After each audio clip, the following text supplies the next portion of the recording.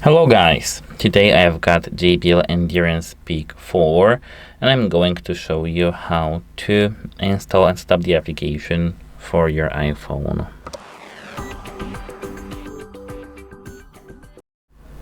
At first you need to enter the App Store. Here you need to open,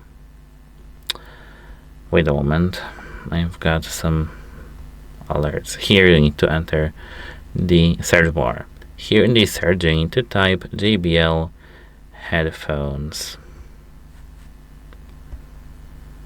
Here, as you can see, we've got JBL Headphones. You need to tap Get.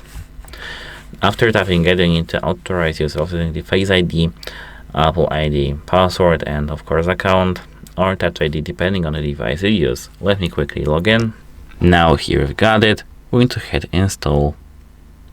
And now, as you can see, wait a moment, here always require, and now as you can see our application is being installed on our phone. So let's wait a moment, and here we need to hit open. Hello,